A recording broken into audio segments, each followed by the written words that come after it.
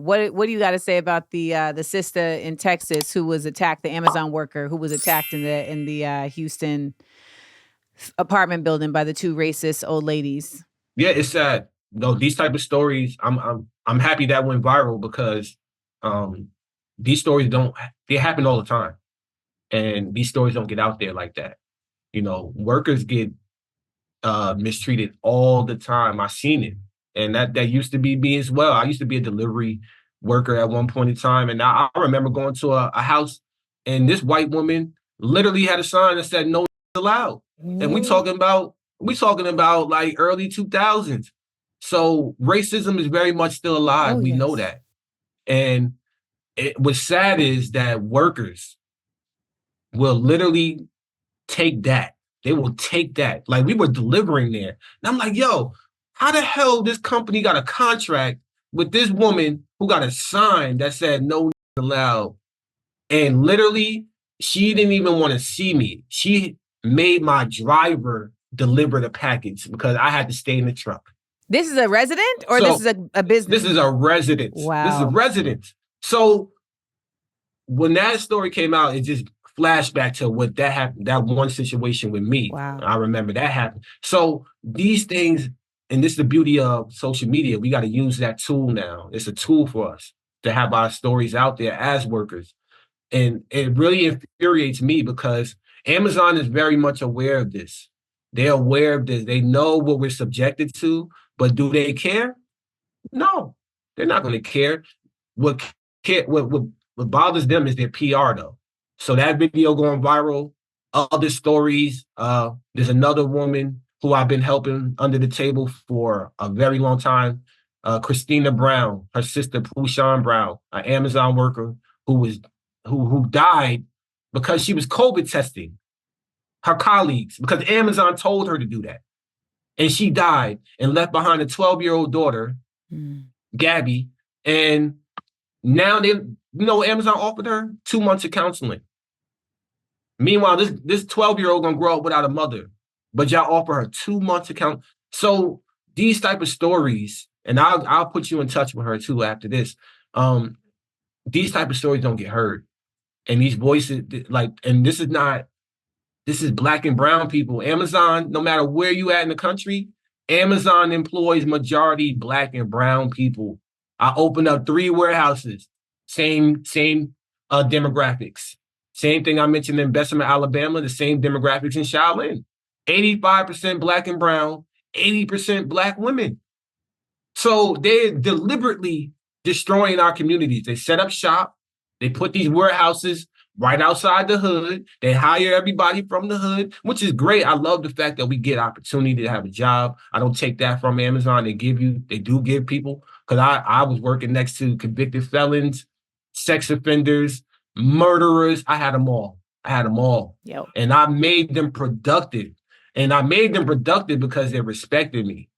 But it was a two-way street. Respect is given and earned. It wasn't like I was just using them and then kicking them out the door.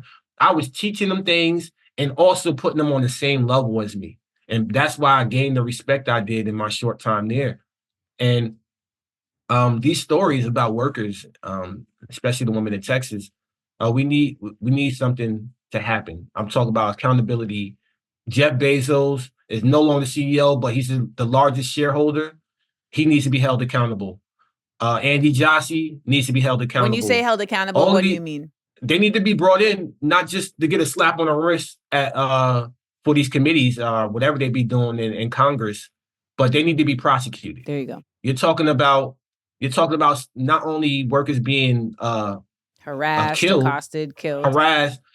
They're stealing our data. Like, let's talk about that. Let's talk about the fact that Amazon's a monopoly. They take your data, they create an Amazon Echo, and they say, "Oh, look, we created a product after stealing somebody else's idea." Where's the accountability in that? So, as a small business, somebody trying to get on, when Amazon see your numbers start to rise, you know what they do? They cut it off, and then they take your product, they slap an Amazon logo on it, and then they sell it. And I've seen it. So, where's the accountability? Where's the FEC and all these other entities Right. that's supposed to, they don't.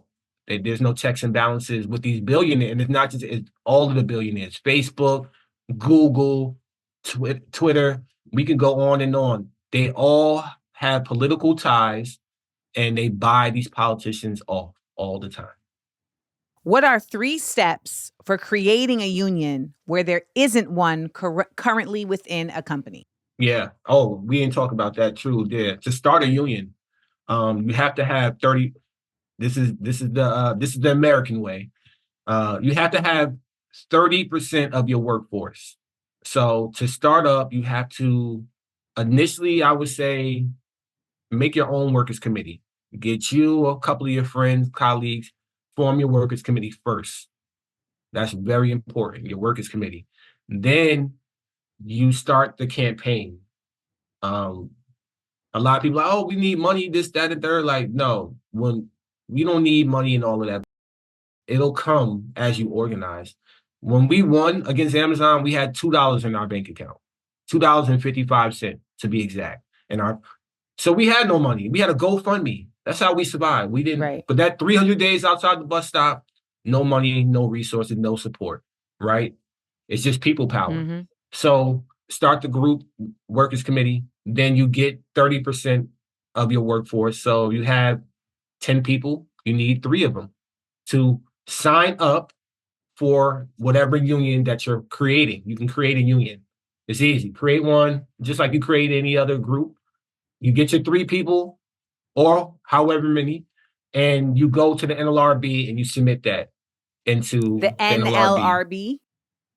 Yes. Okay. I'm sorry, I talk a little fast a little sometimes. The NLRB, the National Labor Relations Board. Got You you. submit that in. And once you submit that, they verify that these people work there, that they're employed, and then they submit that information to the company saying, hey, there's been a petition filed for a union election. Once you get past that, you need 50% plus 1. So if you have 50%, it's 5 and 5, Mm-hmm. say 5 yes, 5 no, guess what? You lost. You need a You majority. need 1. Right. You need a majority. And once you get that, you have your union for recognition, not to get a contract, but that gives you recognition. Once you get past that, you got to get certified. To get certified, if the company doesn't appeal the election, because they're going to appeal, if they're anti-union, they're going to appeal like they did with us.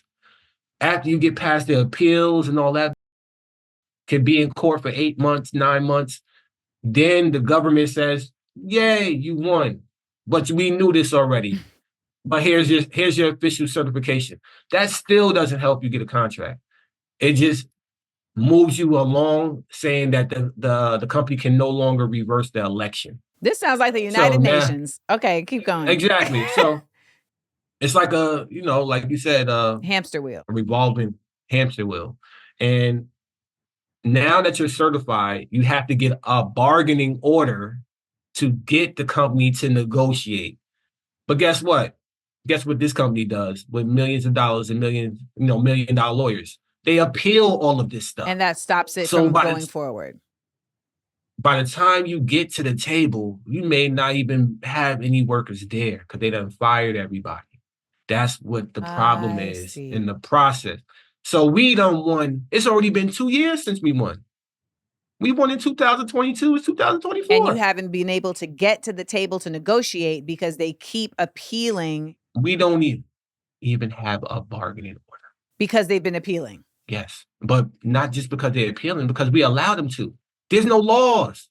That's what I mean. The labor laws and the people that came before us ain't do their job right. Because how you going to tell me that Amazon Labor Union and Starbucks, who just made American history, as I mentioned, being taught to your children. So you're going to teach like, hey, on March 30th, 2022, we made American history. But guess what? They never got to a contract because NLRB, it ain't make it make sense. So y'all, we about to head over to the SEAL Squad. So if you want to come and find out these answers to these questions for Mr. Chris Smalls, then you know what to do. Head on over to my Patreon.